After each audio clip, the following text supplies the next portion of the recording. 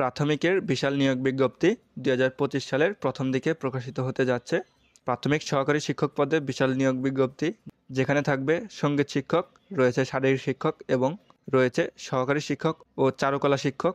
আজকের ভিডিওতে আমরা এ বিষয়ে সম্পূর্ণ ক্লিয়ার তথ্য আপনাদের মাঝে তুলে ধরার চেষ্টা করব এবং দুঃখের সাথে জানানো হচ্ছে যে আপনারা যারা তৃতীয় ধাপের আন্দোলন করেছিলেন তাদের কোনো আপডেট এখনও পাওয়া যায়নি।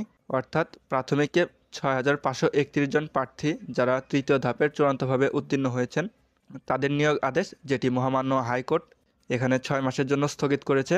তো এখানে গণমন্ত্রণালয় সূত্রে জানানো হয়েছিল যে আপিল করা হবে। তো এই আপিল করা হয়েছে কিনা বা এর অগ্রগতি কত দূর এ বিষয়ে এখনও কোনো আপডেট আমরা জানতে পারিনি। যদি জানতে পারি অবশ্যই আপনাদেরকে জানাবো।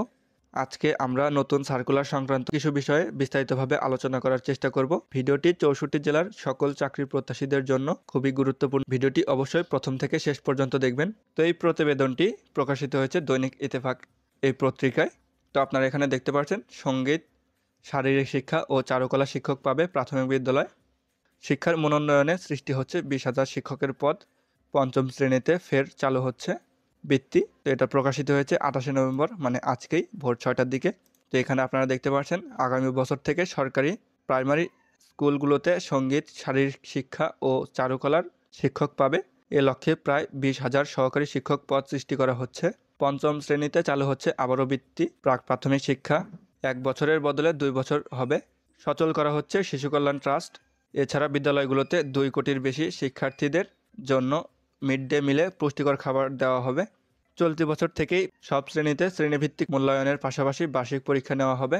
আর এই পরীক্ষার মূল্যায়ন আগের মতো গ্রেড পদ্ধতি থাকছে না। এখন থেকে মূল্যায়ন হবে 4 স্তরে, যার নামও দেওয়া হয়েছে। 39 নম্বর পর্যন্ত সহায়তা প্রয়োজন, 40 থেকে 59 পর্যন্ত সন্তোষজনক, 60 থেকে 79 পর্যন্ত উত্তম এবং 80 থেকে 100 নম্বর পর্যন্ত অতি উত্তম স্তর বলে বিবেচিত হবে। আগামী বছর থেকে পঞ্চম শ্রেণীতে আবার বৃত্তি পরীক্ষা নেওয়ার পরিকল্পনা করা হচ্ছে। প্রাথমিক ও গণশিক্ষা মন্ত্রণালয় সূত্রে এ তথ্য নিশ্চিত করেছে। জানা গেছে আগামী 2 ডিসেম্বর থেকে প্রাথমিকের সব শ্রেণীতে বার্ষিক পরীক্ষা শুরু হতে পারে। ইতিমধ্যে এ বিষয়ে বিদ্যালয়গুলো নির্দেশনাও পাঠানো হয়েছে। বাংলাদেশ প্রাথমিক বিদ্যালয়ে ভর্তির হার 98% হলেও এই শিশুরা কতটা মানসম্মত শিক্ষা অর্জন করেছে সেটি নিয়ে প্রশ্ন উঠেছে। বিশ্ব ব্যাংকের জরিপ অনুযায়ী বাংলাদেশের 65 শিক্ষার্থী বাংলায় পড়তে পারে না। ইংরেজি ও গণিতে দুর্বলতা তার চেয়েও বেশি। বাংলাদেশের 50% প্রাথমিক শিক্ষকের বছরের পর বছর কোনো ধরনের প্রশিক্ষণ হয় না। বাংলাদেশের প্রশিক্ষিত শিক্ষকের এই হার এশিয়ার মধ্যে সবচেয়ে কম। ইউনেস্কোর গবেষণায় এমন তথ্য জানা গেছে। এমন অবস্থা থেকে পরিত্রাণের লক্ষ্যে গত 30 সেপ্টেম্বর প্রাথমিক ও উপানুষ্ঠানিক শিক্ষার মনোন্নয়নে শিক্ষাবিদ, বিশেষজ্ঞ এবং প্রাথমিক শিক্ষা সংশ্লিষ্ট ব্যক্তিদের সমন্বয়ে 9 সদস্যের পরামর্শ কমিটি গঠন করা হয়েছে। কমিটির মতামতের ভিত্তিতে প্রাথমিকে বড় পরিবর্তনের উদ্যোগ নিয়েছে শিক্ষা মন্ত্রণালয়। মন্ত্রণালয়ের একজন অতিরিক্ত সচিব জানান, বিদ্যালয়গুলোয় সহকারী শিক্ষকের প্রায় 20,000 নতুন পদ সৃষ্টি করা হচ্ছে। এর মধ্যে 9,572টি সহকারী প্রধান শিক্ষকের পদ ইতিমধ্যে অনুমোদন দিয়েছে জনপ্রশাসন মন্ত্রণালয়, যা সহকারী শিক্ষকদের পদোন্নতির মাধ্যমে পূরণ করা হবে। পরে তারা প্রধান শিক্ষকও হতে পারবেন। সঙ্গীত ও শারীরিক শিক্ষার 5,166টি পদ সৃষ্টি করা হয়েছে।